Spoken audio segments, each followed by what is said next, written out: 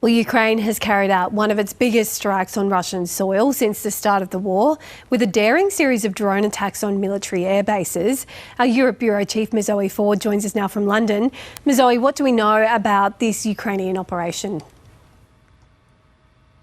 Good morning to you, Bridget. This was called Operation Spider's Web. It was in the planning for a year and a half, and it is one of the most audacious attacks that Ukraine has carried out on Russia yet. It was all overseen personally by President Volodymyr Zelensky and done without the knowledge of the United States. Ukrainian drones flew into Russian airspace, attacking airfields from western Russia to Moscow and across to the east of the country, thousands of kilometres from Ukraine.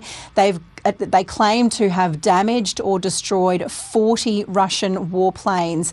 And this is interesting because the drones were smuggled into Russia, loaded onto trucks, driven to locations near these airfields, and then they were launched remotely with everyone involved, Ukraine says, extracted from the country before that happened. Ukrainian drones have, of course, struck Russia before, but we've never seen anything on this scale. Russia says it was able to repel most of these assaults and has detained some of the people involved, which is at odds with what Ukraine says. But this would be highly embarrassing for the Kremlin. It shows that even though Russia is the stronger country militarily, Ukraine's got strategy and that it has really used this to its advantage. And all of this is going on, though, Bridget. Russia did, of course, continue to attack Ukraine.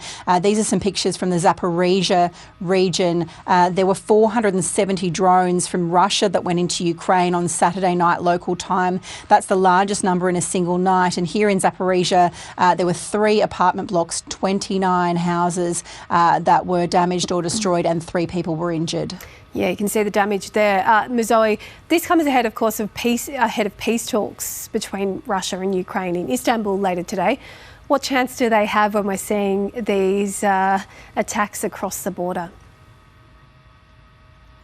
Well, you'd have to think that after the weekend that we've seen with attacks from both sides, that these talks have got little chance. Nevertheless, they are going ahead in Istanbul on Monday afternoon local time. The Moscow delegation has already arrived in Turkey, has not yet, though, laid out the terms for these talks. We have heard from Ukraine, though, they continue to call for a full and lasting ceasefire, the release of prisoners and the return of abducted children.